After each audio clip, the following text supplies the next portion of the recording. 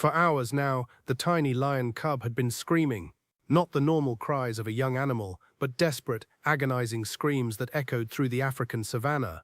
Something was terribly wrong, and everyone who heard those sounds knew it. The pain was real, the suffering was unbearable, and with each passing moment, the little one's strength was slipping away faster and faster. The cub couldn't move much anymore. Its small body lay twisted on the dry, dusty ground, barely able to shift its weight from one side to the other. Every single movement caused another wave of pain to shoot through it, triggering more screams that pierced the hot air around them. The cub's mother paced nearby, her massive frame tense with worry and frustration. She was a powerful lioness, strong enough to hunt down the largest prey on the savanna, but right now she felt completely helpless. There was nothing she could do to ease her baby's suffering. Nothing. The cub's screams had started early that morning, but they grew worse as the hours went by. At first, the mother thought maybe the cub had eaten something bad, or perhaps twisted its leg while playing. But this was different. This was something serious.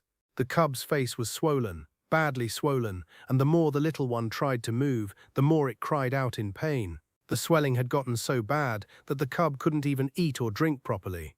Its tiny mouth couldn't open wide enough, and every attempt to eat just caused more agony. The mother lioness had tried everything she knew how to do. She licked the cub gently, trying to comfort it the way she always did when something was wrong. She stayed close, never moving far away, keeping watch to make sure no predators came near while her baby was in this vulnerable state. But comfort wasn't enough. Motherly love wasn't enough. What this cub needed was real help.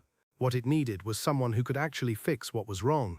Hour after hour, the cub's screams continued. The mother could see that her baby was getting weaker with each cry. The little one's breathing became shallower. Its movements became slower and more sluggish. It was like watching the life drain right out of the animal she loved most in the world, and there was absolutely nothing she could do about it. The helplessness was almost as painful as watching her cub suffer. By late morning, the cub barely had the energy to scream anymore. Instead of the loud, sharp cries from earlier, the sounds had become more like whimpers and whines. The cub's eyes were half closed, glazed over with pain and exhaustion. Its tiny tongue hung out slightly from its mouth because of the swelling that still hadn't gone down. The little one's ribs were visible beneath its thin fur, showing how weak and dehydrated it had become in just a few hours. The mother lioness lay down beside her cub now, her large head resting near the little one's body. She didn't roar or show any aggression. She just stayed there, her golden eyes watching every breath her baby took, terrified that one breath might be the last one. She could feel her cub's body trembling, shaking with pain and fear and exhaustion. This wasn't how things were supposed to be. Lions were supposed to be strong. They were supposed to survive. But her baby was slipping away, and she couldn't stop it. The sun climbed higher in the sky, beating down on both mother and cub without mercy. The heat made everything worse. The cub's suffering seemed to intensify in the brutal African heat. Sweat mixed with dust covered the little one's fur, making it stick to its skin. The swelling on the cub's face actually seemed to be getting worse, not better. The mother lioness could see it, and it terrified her. She understood, on some deep instinctual level, that her baby was running out of time. Around midday, the mother heard it first, a sound that didn't belong in the savanna, a low rumbling noise that grew steadily louder. The mother lioness's head snapped up, her ears perked forward, trying to figure out what was making that strange sound. She had heard vehicles before, and those sounds usually meant one thing in her experience: danger. Strange humans in metal boxes, making loud noises, doing unpredictable things. The sound got closer and closer. The mother lioness stood up now, her protective instincts kicking into high gear. She positioned herself between the approaching vehicle and her sick cub, her body tense and ready. She didn't know what these humans wanted, but she knew one thing for certain: nobody was going to hurt her baby. Nobody. Not while she was alive to stop them. A cloud of dust appeared on the horizon, growing larger as it approached. The mother lioness's breathing became heavy. She could see the vehicle now, bouncing along the rough terrain, heading directly toward them. Her amber eyes narrowed with suspicion and worry. This was a threat. This had to be. Why else would something like this be coming straight toward her and her dying cub? The mother lioness opened her mouth and released a sound that sent shivers down the spine of anyone who heard it. A deep, rumbling roar that carried across the open savanna, echoing off the distant hills. It was a warning. It was a threat. It was a mother telling the world to stay away from her baby. But the vehicle kept coming. It didn't slow down. It didn't turn away.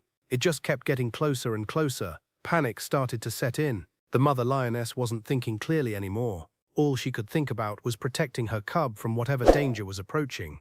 She did something dangerous, something risky, something that could have gotten her killed. She charged straight toward the vehicle, running at full speed, her massive body moving with incredible power and purpose. She roared again, louder this time, her voice full of raw emotion and maternal fury. The mother lioness threw herself at the vehicle, trying to scare it away, trying to make it stop, trying to make these strange humans understand that they needed to leave. She jumped and snapped her jaws at the vehicle's exterior, her claws scratching against the metal. She roared and growled, showing every bit of aggression and strength she possessed. Her only goal was simple: protect her cub at all costs. Make these humans go away, keep her baby safe. But it wasn't working. The vehicle stopped, but it didn't leave. Instead, the door opened, and a human stepped out. A man, moving slowly but deliberately, walking straight toward where the cub lay on the ground. The mother lioness immediately turned around and raced back to her baby, positioning herself between the cub and the approaching human. She stood there, her body rigid, her eyes locked on the man, ready to attack if he came any closer. The man moved forward carefully, slowly, his hands visible and his movements deliberate. The mother lioness roared and snapped, her teeth bared, warning him to stay back, but the man didn't seem to be giving up. He just kept walking forward, step by step, getting closer and closer to the sick cub. The mother lioness was in an impossible position.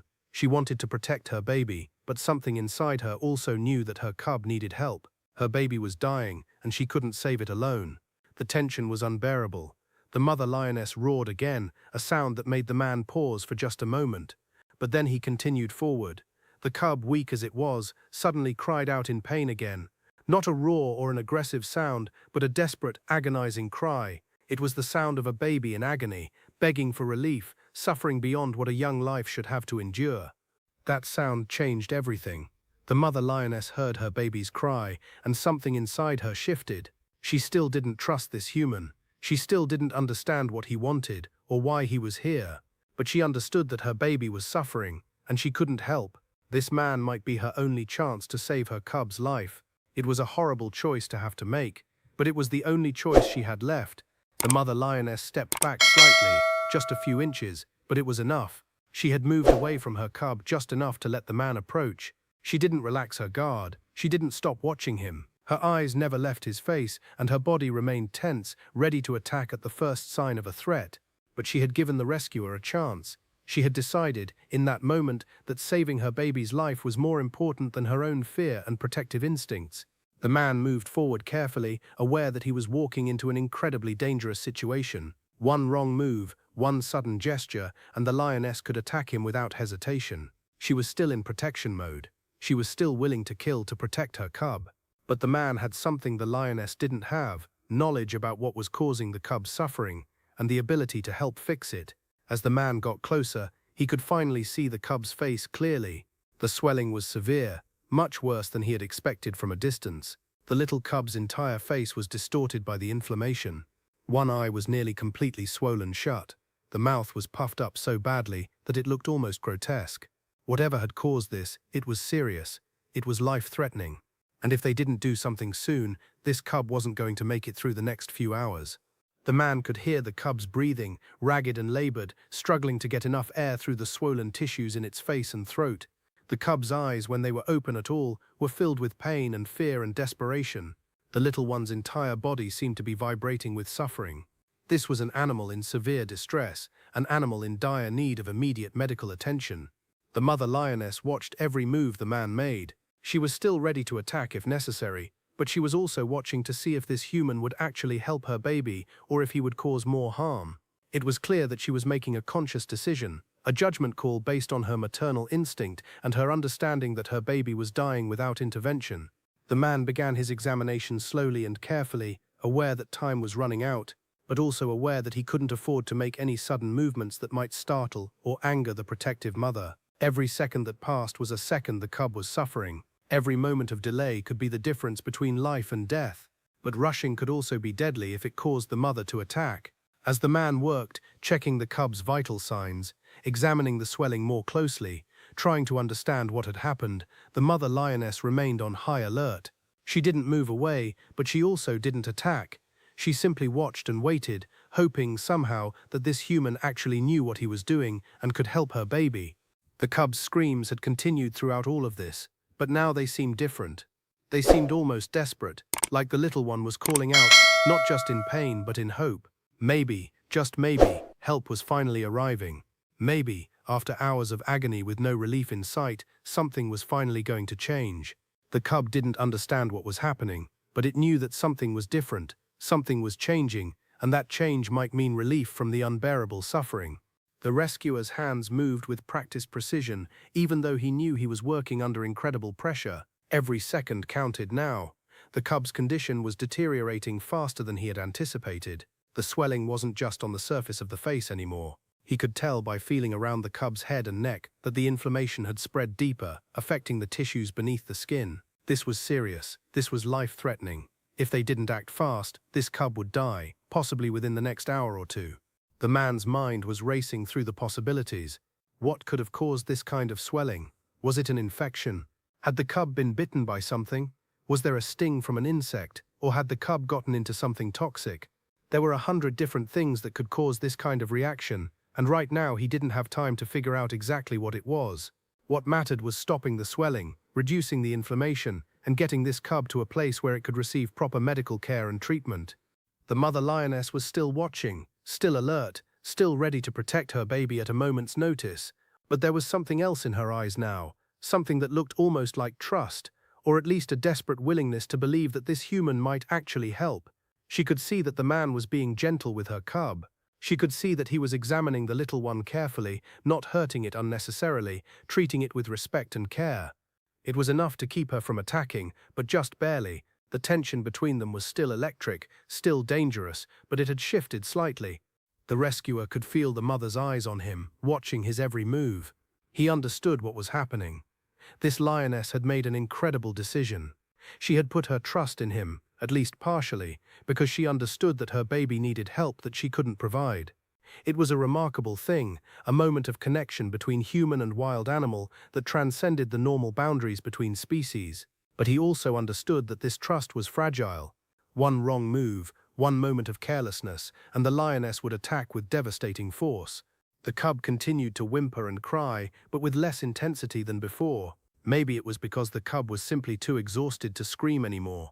Or maybe, on some level, the little one sensed that help was finally here, that something was being done to address the overwhelming pain.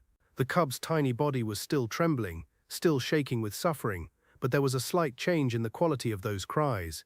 They sounded less like screams of desperation, and more like cries of distress mixed with a desperate hope for relief. The rescuer made a decision. He needed to get this cub to the vehicle, and then to a proper medical facility where he could provide real treatment. He couldn't do much out here in the open savanna with the oppressive heat bearing down on all of them and limited supplies. The cub needed antibiotics, probably. It needed anti-inflammatory medication. It might need IV fluids to combat the dehydration caused by hours of suffering without being able to drink properly. It needed a veterinary professional with access to proper equipment and medicine. But moving the cub was going to be risky, very risky. The mother lioness might interpret the removal of her cub as a threat, as a kidnapping, as harm being done to her baby. And if that happened, if she attacked, the rescuer would be in serious danger. The man was strong, and he had training, but he was still just a human. A lioness, even a protective mother who was emotionally compromised, was still an incredibly powerful and dangerous animal. The rescuer looked directly at the mother lioness and spoke to her in a calm, low voice. The words didn't matter because the lioness wouldn't understand English or whatever language he was speaking. But the tone mattered, the calmness mattered, the respectful, gentle quality of his voice mattered. He was trying to communicate without words, trying to tell the lioness that he meant no harm, that he was going to help her baby, that she could trust him. The mother lioness watched as the man reached down toward her cub. She tensed immediately, her muscles coiling, ready to spring into action if necessary. But she didn't attack. She watched as he gently, carefully, began to pick up the small cub. The little one cried out, startled and in pain, but the man moved with such gentleness that it was clear he was trying to minimize the cub's suffering, not increase it. The cub was light in the man's arms, far too light for a lion cub that should have been healthier and stronger. The dehydration and the suffering had taken a toll. The little one's body felt fragile, almost breakable, like if the man wasn't careful, the cub might simply fall apart in his hands. He held the cub close to his chest, cradling it, supporting its head carefully, aware that the swelling in the cub's face made it difficult for the little one to breathe properly. The mother lioness followed closely as the man began walking back toward the vehicle. She didn't attack, she didn't roar or snap, she simply followed, staying just a few feet behind, her eyes never leaving her baby. It was clear that she had made a decision to trust this human, at least for now. She was going to see where he was taking her cub, and she was going to make sure that nothing bad happened to her baby. The vehicle was waiting, its engine still running, and the rescuer who had driven it was watching anxiously from inside. He had seen the whole encounter play out, had watched as his colleague risked his life to approach a protective mother lion and examine her sick cub. Now he was watching as that same colleague walked back toward the vehicle, carrying the suffering cub, with the mother lioness following right behind. The lead rescuer carefully placed the cub inside the vehicle, in a safe, secure spot where the little one wouldn't be jostled around too much during the drive. The mother lioness tried to follow her baby into the vehicle, but there wasn't really room for a full-grown lioness in there along with the cub, the rescuers, and all the medical equipment and supplies. What happened next was heartbreaking and beautiful at the same time. The mother lioness stopped at the door of the vehicle, her massive head lowered, her eyes looking at her cub one more time. The little one cried out, reaching toward its mother with its tiny paws, not understanding why it was being separated from her. The mother lioness let out a low, mournful sound, not a roar but something much quieter and more emotional. It was the sound of a mother saying goodbye, even though she had no way of knowing if she would ever see her cub again. But the rescuer understood something that the mother lioness didn't. By letting them take her cub, by trusting them enough to allow this separation, the lioness had made the decision that would save her baby's life. Without this moment of trust, without this willingness to overcome her protective instincts and her fear, the cub would have died out there in the savannah, suffering, in agony, with no relief in sight. The door of the vehicle closed, and the mother lioness stood there, watching as the vehicle began to move. She watched as it picked up speed, leaving her behind in clouds of dust. The little one's cries echoed from inside the vehicle, getting fainter and fainter as the distance grew. The mother lioness stood motionless for a long moment, and then she did something that showed just how intelligent and emotionally complex wild animals truly are. She didn't try to follow the vehicle, she didn't roar in anger or despair. Instead, she simply turned around and walked back out into the savannah. It was as if she understood, on some deep level, that she had done the right thing. She had made the hard choice. She had overcome her fear and her protective instincts because she knew that her baby needed help that she couldn't provide. It was an incredible moment of maternal sacrifice and trust, a moment that would stick with the rescuers for the rest of their lives. Inside the vehicle, the cub continued to cry and whimper, but the rescuers were already working on making things better.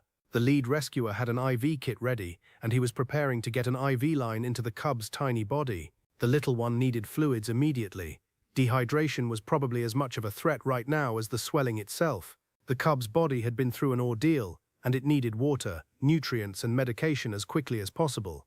The second rescuer, who was driving, took one last look at the mother lioness in his mirror as they drove away. He shook his head slowly, unable to quite believe what he had just witnessed. He had been doing this job for many years, had rescued countless animals, had worked with wildlife in ways that most people never got to experience. But this moment of trust between a protective mother and a human stranger, this was something truly special. This was something that reminded him why he did this work, why he put himself in danger, why he cared so much about these animals and their survival. The drive to the facility was going to take about 45 minutes. 45 minutes during which the cub's condition could either improve or deteriorate further. The swelling was still severe, and the cub's breathing was still labored. Every minute that passed was a minute the little one was suffering, a minute in which things could go wrong. But now, at least, the cub had a chance. At least now there was hope. The rescuer who was working on the cub spoke softly to the little one as he inserted the IV line. The cub cried out, startled and in pain, but the rescuer's voice remained calm and gentle.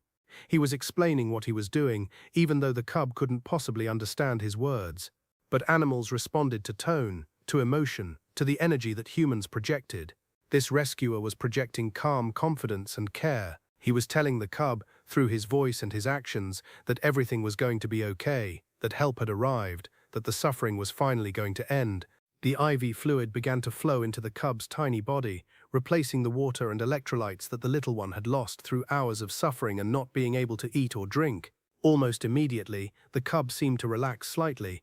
The fluid was helping. The cub's breathing became a tiny bit easier, less labored and strained. It wasn't a miracle, not yet, but it was a start. It was progress. It was movement in the right direction. The rescuer prepared an injection of medication designed to reduce inflammation and fight infection. This was crucial. If the swelling was caused by an infection, which seemed likely given how severe it was, then antibiotics were going to be necessary. The medication would help reduce the inflammation in the cub's face and throat, making it easier for the little one to breathe and eventually to eat and drink again. As the vehicle bounced along the rough terrain, heading toward the facility, the cub slowly began to seem more comfortable. The little one's cries became less intense, less desperate. The pain was still there, that was clear, but the hopelessness was starting to fade. Something was being done. Someone was helping. The suffering, which had felt endless and unbearable just hours ago, was finally beginning to be addressed. The rescuer continued to monitor the cub's vital signs throughout the drive. Heart rate, breathing rate, temperature, responsiveness to stimuli. Everything mattered. Every single indicator could tell him whether the cub was improving or getting worse. He kept detailed mental notes of everything he observed, information that would be crucial for the veterinary team at the facility when they received the cub and began more advanced treatment. The landscape passed by outside the windows of the vehicle, a blur of golden grass and acacia trees under the intense African sun.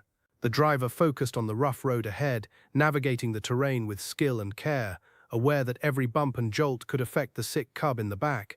He drove as carefully and smoothly as possible, but this was wild terrain, and there were limits to how smooth any ride could be. Inside the vehicle, the cub had mostly stopped crying now. The little one was still in pain, that was obvious, but the acute agony seemed to have eased somewhat. The medications and fluids were helping. The cub's breathing was still somewhat labored, but it wasn't as severely compromised as it had been before. The swelling was still there, still severe, but the fluid wasn't making it worse anymore, and hopefully soon the anti-inflammatory medication would begin to have an effect. The rescuer sat back slightly, giving the cub some space, but remaining alert and watchful. He knew that things could change quickly. Animals in this kind of condition could go downhill fast, but he also knew that they could improve rapidly with proper treatment. The next few hours were going to be critical. The next few hours would determine whether this cub lived or died, whether it would grow up to be a healthy lion, or whether it would become just another casualty of the wild.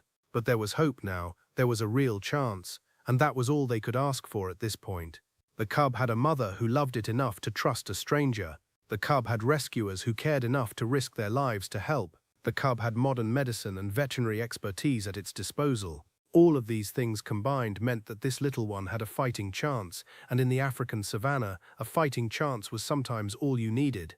The facility came into view after what felt like an eternity of driving, though in reality it had been less than an hour. The building was modest compared to some of the modern veterinary hospitals you might find in cities, but it was equipped with everything necessary to handle emergency cases like this one. There were surgical suites, recovery rooms, laboratory equipment, and most importantly, there was Dr. Amara, one of the most experienced wildlife veterinarians in the entire region. She had been doing this work for nearly 20 years, and she had seen almost everything that nature could throw at an animal. But seeing a lion cub in this condition still hit her hard. Dr. Amara was waiting at the entrance when the vehicle pulled up. The rescuer had called ahead to alert her to the incoming patient, giving her time to prepare and to mentally ready herself for what she was about to see. She had dropped everything she was doing, cancelled her other appointments, and made sure that the surgical suite was ready and waiting. When you worked with wildlife, you learned that sometimes seconds mattered. Sometimes minutes mattered. Sometimes the difference between life and death came down to being prepared, being ready, being willing to drop everything for an animal in crisis. As soon as the vehicle stopped, Dr. Amara rushed to the back door. The rescuer who had been working on the cub during the drive opened the door from the inside, carefully cradling the tiny lion cub in his arms. Dr. Amara's face went pale when she saw the extent of the swelling on the cub's face. She had known it was bad from the description, but seeing it in person was something else entirely. The cub's entire face was distorted, puffed up to almost twice its normal size. One eye was completely swollen shut. The mouth was so swollen that it looked almost grotesque. "How long has it been like this?" Dr. Amara asked, her voice calm and professional, but her eyes reflecting the gravity of the situation. "Since early this morning," the rescuer replied. "We've been administering IV fluids and a broad-spectrum antibiotic since we picked him up. The mother wouldn't let us approach at first, but she eventually allowed us to help. She stayed back and let us take the cub." Dr. Amara nodded, processing this information. The timing was important. The longer an animal went without proper treatment, the worse things could get. The fact that this cub had been suffering for hours without help meant that infection had probably had time to set in and spread. But the fact that they had started treatment during the drive meant that they had gotten a head start on fighting whatever was causing this crisis. "Bring him inside," Dr. Amara said, already moving toward the facility's entrance. "Let's get him into the surgery suite. I need to see what we're dealing with here." The rescuers followed her inside, moving quickly but carefully, aware that every movement needed to be gentle and controlled. The cub, even in its weakened state, was still a wild animal, and wild animals in pain could bite or scratch if they felt threatened. But this cub seemed almost past the point of being able to resist. The little one's body was limp in the rescuer's arms, moving only when carried, responding minimally to the world around it. Inside the facility, there was a flurry of organized activity. Nurses and assistants moved with practiced efficiency, preparing the surgical suite, setting up monitoring equipment, getting oxygen ready just in case the cub's breathing became too compromised. An oxygen mask was already being prepared, and an endotracheal tube was laid out in case they needed to intubate the cub to ensure proper breathing during any procedures. Dr. Amara examined the cub carefully, her trained hands moving over the little one's body, feeling for other injuries or problems that might not be immediately obvious. She checked the cub's abdomen, its legs, its back, looking for any signs of trauma or other issues that might complicate treatment. As she worked, she continued to ask questions. "Has he been able to eat or drink at all?" she asked. "Not since we picked him up," the rescuer answered. "The swelling is too severe.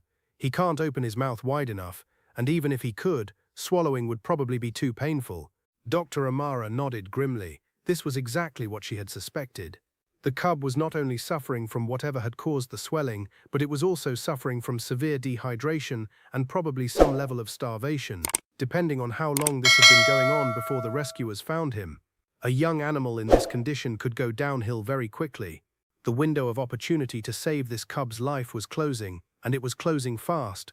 "I'm going to need to do a thorough examination under sedation," Dr. Amara said, her mind already working through the treatment plan. "I need to see if there's any obvious cause for this swelling. It could be an infection, could be a sting or bite from something, could be a reaction to something the cub ate. Once I know what caused it, I can treat it more effectively." The nurses began preparing sedative medications, carefully calculating the dosage based on the cub's estimated weight and current physical condition. Giving too much sedative could be dangerous for an animal in this weakened state, but giving too little wouldn't be enough to keep the cub still and calm during the examination. It was a delicate balance, and it required experience and judgment. As the sedative was administered, the cub's breathing became slower and deeper. The little one's eyes started to close, the panic and pain-filled look gradually being replaced with a more peaceful expression as the medication took effect. Within minutes, the cub was sedated, its body relaxed, no longer tensing against every movement or cry in pain at every touch. With the cub sedated, Dr. Amara could finally do a proper examination. She had access to the cub's face now without worrying about causing additional distress or being bitten. She could examine the swelling more thoroughly, could feel the affected tissues, could try to determine what was causing this severe inflammatory response. What Dr. Amara found was both better and worse than she had expected. The swelling was being caused by a severe infection, that much was clear.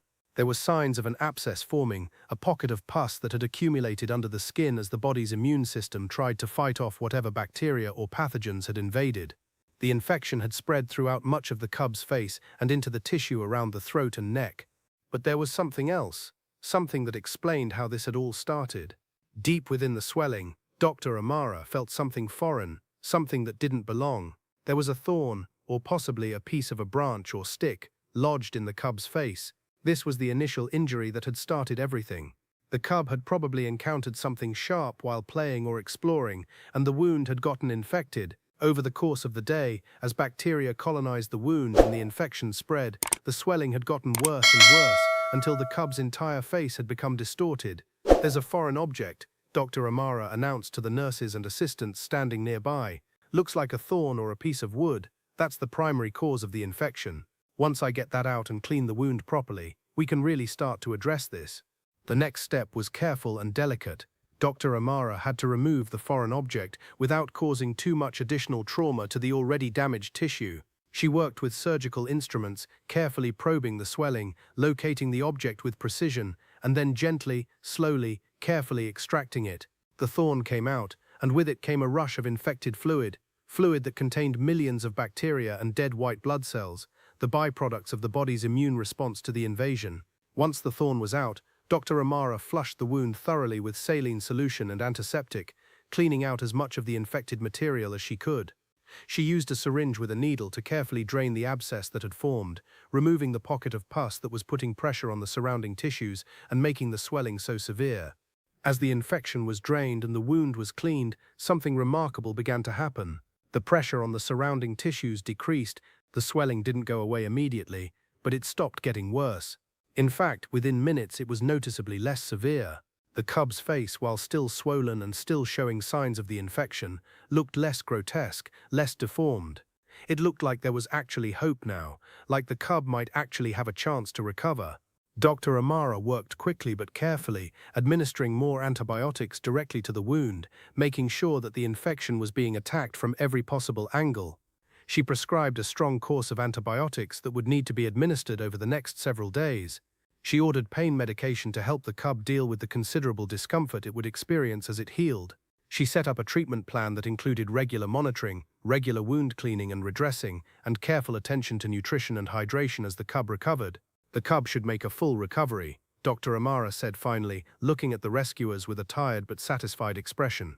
The infection was serious, and if it had gone on much longer without treatment, it could have been fatal. But we got to him in time. The mother did the right thing by allowing you to help. If she had kept him out there in the heat with no treatment, he wouldn't have made it through another few hours.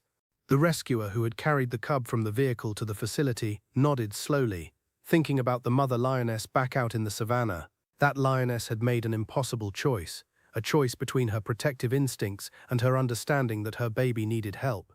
And because she made that choice, because she had the wisdom and the courage to trust a stranger, her baby was going to live. Over the next few days, the cub remained at the facility under constant care and monitoring. The antibiotics were working, the swelling continued to decrease. The cub's appetite began to return, and soon the little one was eating soft food, carefully prepared to be easy to consume even with a still slightly swollen face. The cub's energy level gradually improved. The pain that had defined the previous day and a half of its life began to fade away, replaced by the normal discomforts of healing.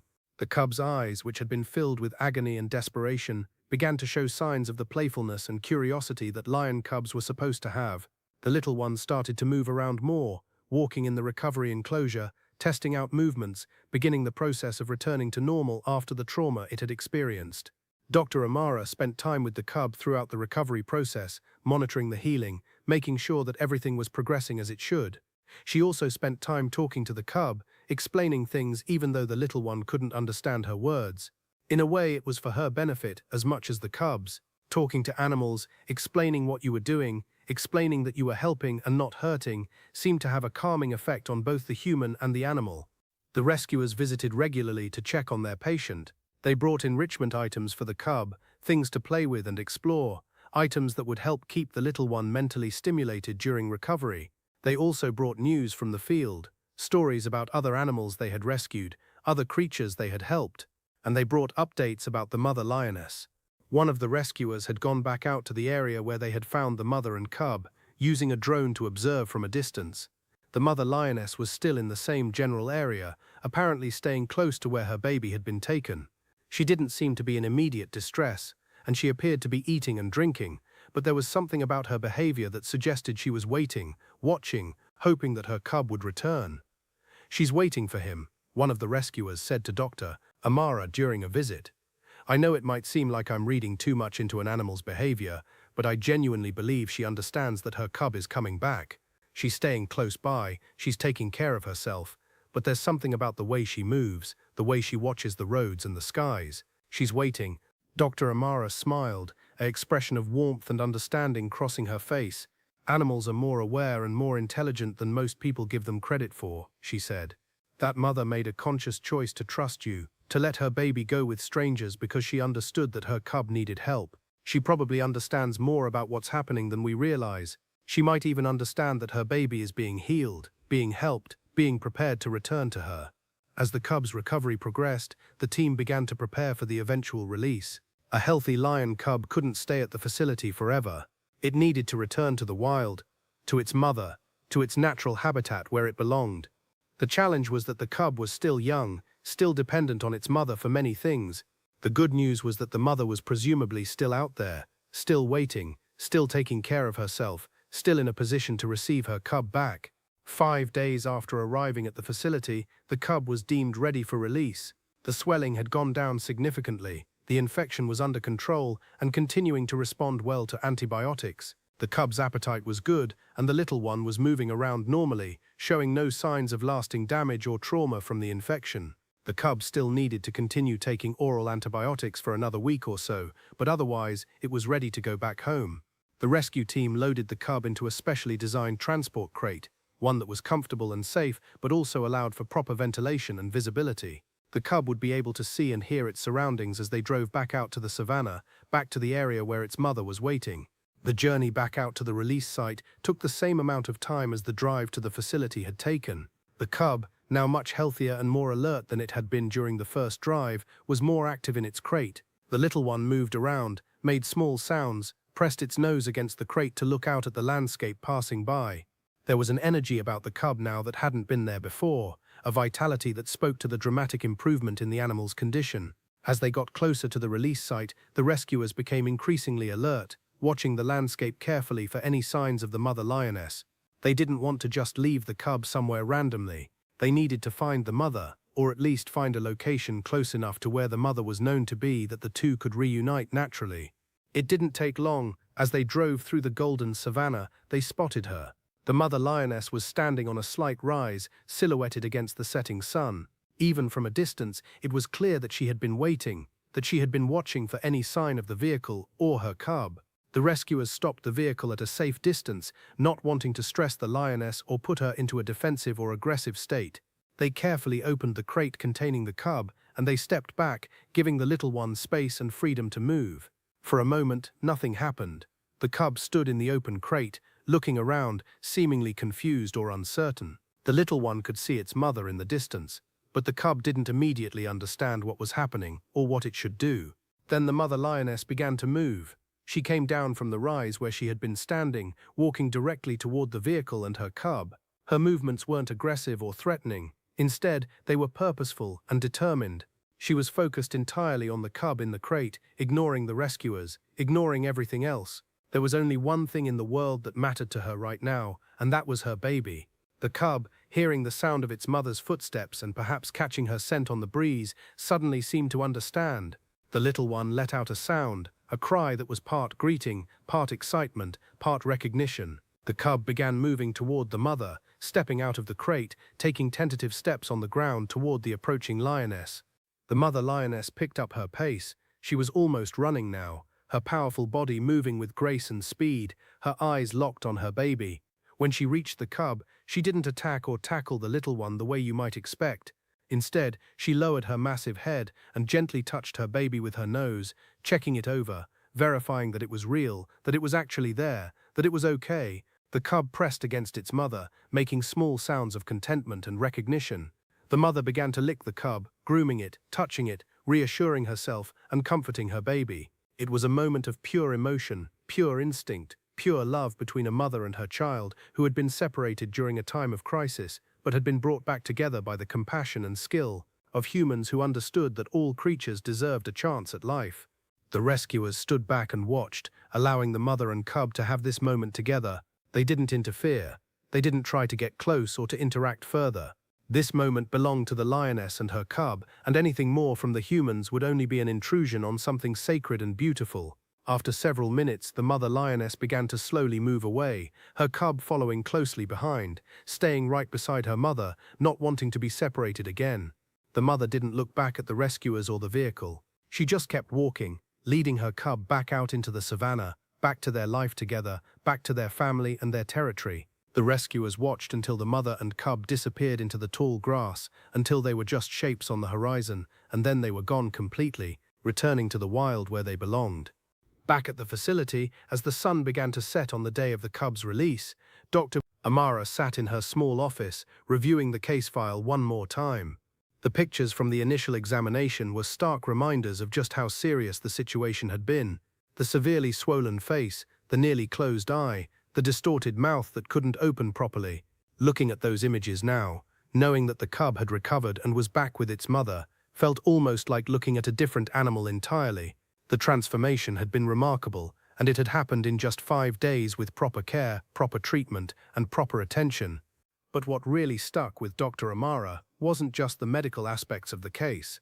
What really moved her was the story of the mother's choice. That lioness had made one of the most difficult decisions a wild animal could make. She had overcome her protective instincts, her natural suspicion of humans, her fear of the unknown, because she understood something fundamental: her baby needed help that she couldn't provide. That kind of wisdom, that kind of courage, that kind of maternal love transcended species. It was something that connected all creatures, something that reminded you why this work mattered so much. The rescuers, meanwhile, were back out in the field, already working on other cases. There were always other animals that needed help, other creatures in distress, other mothers and babies that needed intervention. The work never really stopped, but they couldn't stop thinking about the lion cub case, couldn't stop replaying the moment of reunion in their minds. They had seen many animals recover and be released back into the wild, but something about this particular case felt special. Something about a protective mother trusting them with her baby. Something about the severity of the cub's condition and the way it had improved. Something about the moment when the mother and cub were reunited. All of it combined to create a story that would stay with them forever. One of the rescuers, the one who had been the first to approach the protective mother and examine the sick cub, found himself thinking about that moment repeatedly over the following days. He thought about the danger he had been in. Yes, but more than that, he thought about the trust that had been extended to him. The mother lioness could have killed him. She could have attacked him without warning. She could have refused to let him near her cub and let the little one die out there in the savannah. But she didn't. She made a choice based on something deeper than fear, something deeper than protective instinct. She made a choice based on love and understanding and a desperate hope that this human could help her baby in a way that she could not. That kind of experience changed a person. It reminded you of the incredible capacity for intelligence and emotion that existed in the animal kingdom. It reminded you that these weren't just mindless creatures operating on pure instinct. They were thinking beings, feeling beings, beings capable of making complex decisions based on a sophisticated understanding of their situations. It was humbling, and it was inspiring, and it was exactly why this work mattered so much. Days turned into weeks, and the rainy season began. The golden savanna transformed into something greener, more lush, as water fell from the sky and life flourished in response. The facility continued its work, treating injured and sick animals, preparing creatures for release back into the wild. There were other stories, other successes, other moments of connection between humans and animals that touched people's hearts and reminded them why they did this work. But then, about 3 weeks after the cub's release, something unexpected happened. One of the rescue teams was out doing routine patrols, checking on areas where animals had been released, monitoring populations, collecting data on how the rehabilitated animals were doing once they were back in their natural habitats. They were driving through the savannah, following a rough path that they had marked months earlier, when they spotted something that made them stop the vehicle. It was the lioness, but she wasn't alone. She was with not one cub, but 2. The little lion cub that they had rescued and rehabilitated was there, healthy and clearly thriving, moving around with energy and playfulness. But there was another cub as well, a slightly smaller one that the team didn't recognize. The mother lioness seemed content, proud even, her 2 cubs playing and exploring around her as she watched them with careful attention. The team radioed back to the facility with the news.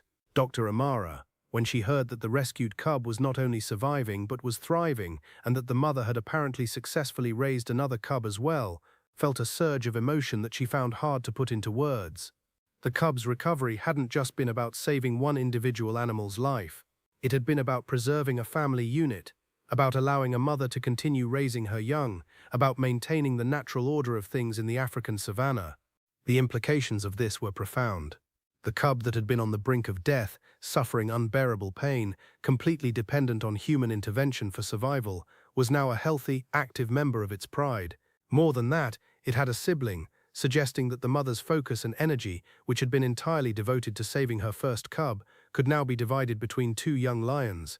The family unit had expanded and strengthened, all because a mother had made the choice to trust strangers with her baby. Over the following months, the rescue team continued to monitor the lioness and her cubs. They observed from a distance, using binoculars and occasionally drones, careful not to interfere with the natural behavior of the animals. What they saw was a mother lioness who was an excellent parent, teaching her cubs how to hunt, how to survive, how to be lions.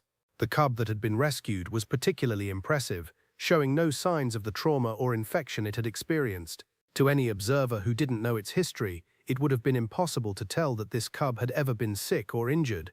The rescuers found themselves returning to the area more frequently than necessary, always with the excuse that they were checking on other animals or doing routine patrols.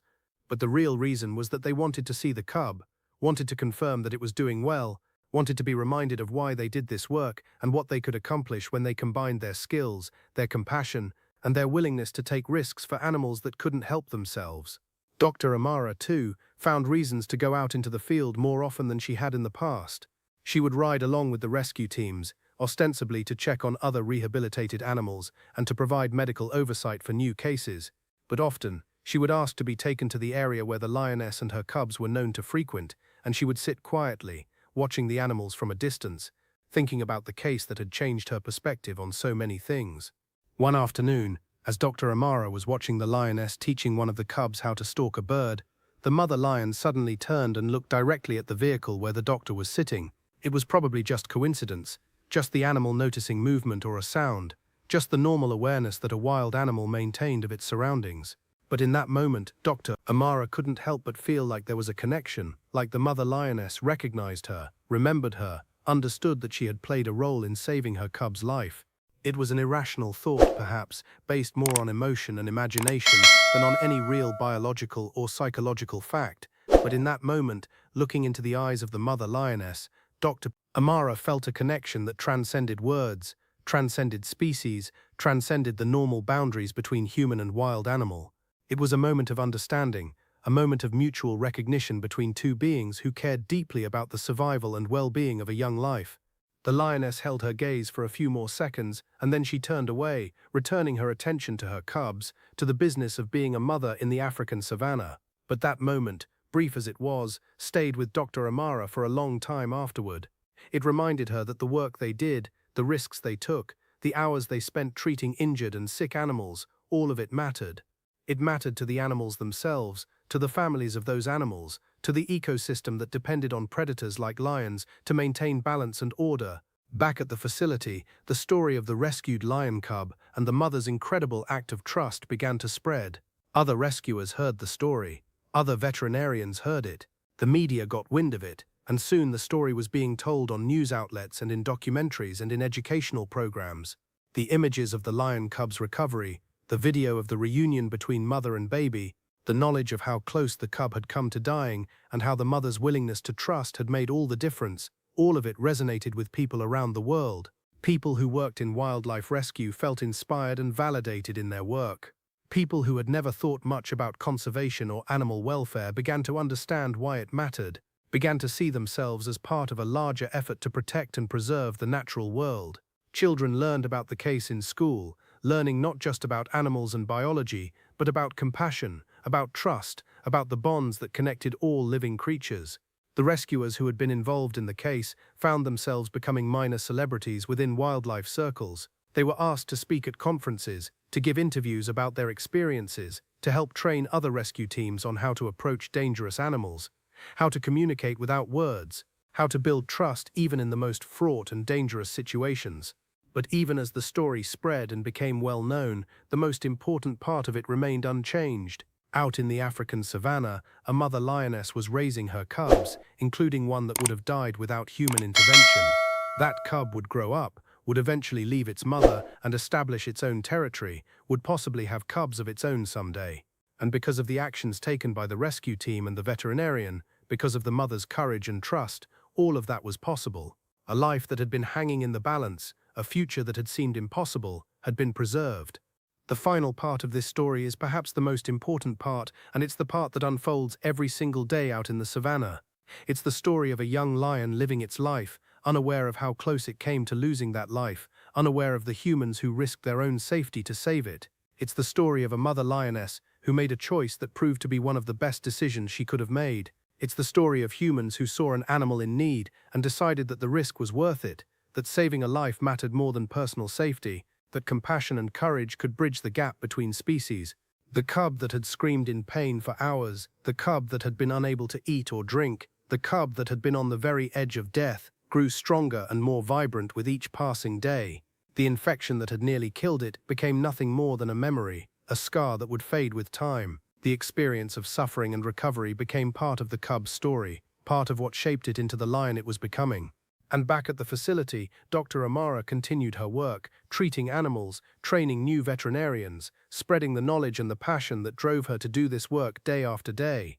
Every animal that came through the facility's doors, every creature that needed help, was treated with the same level of care and attention that she had given to the lion cub, because she understood that every life mattered, that every animal deserved a chance, that sometimes all it took to make a difference was the willingness to step in, to take a risk, to extend compassion and help to a creature in need. The rescuers, too, continued their work, venturing out into dangerous situations, approaching wild animals, putting themselves in harm's way because they believed that the animals deserved a chance at life. They thought often about the mother lioness and her trust, and that memory gave them courage for the next difficult case, the next dangerous animal, the next impossible situation that required bravery and compassion to navigate. This is the story of a tiny lion cub that screamed in pain for hours, a mother who made an impossible choice, and a team of humans who risked everything to help. It's a story about the bonds that connect all living creatures, about the capacity for intelligence and emotion that exists in the animal kingdom, about the power of compassion to bridge the gap between humans and wild animals. It's a story that reminds us that life is precious, that every creature deserves a chance, and that sometimes the most heroic thing we can do is simply to help another living being survive and thrive.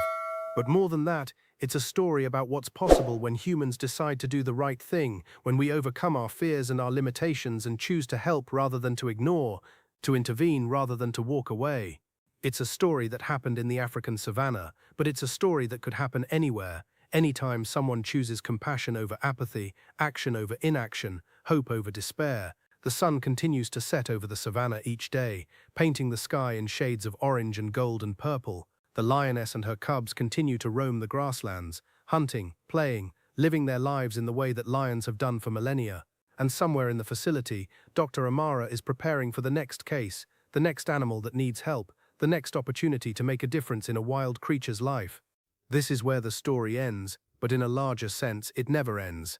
It continues every day in the work of rescuers and veterinarians and conservationists around the world who dedicate their lives to protecting and helping animals. It continues in the lives of the animals themselves, each one a story of survival and struggle and triumph. And it continues in the hearts of people everywhere who hear this story and are reminded that compassion matters, that help matters, that one person, one decision, one moment of courage can change everything. The tiny lion cub that screamed in pain has grown quiet now, has grown healthy, has grown into a thriving young lion with a mother who loves it and a future that stretches ahead of it, full of possibility and promise. And that is how this story ends, not with an ending at all, but with a beginning, with a life saved and a future preserved, with a reminder that when we choose to help, when we choose to care, when we choose to act with compassion and courage, we can change the world, one animal at a time.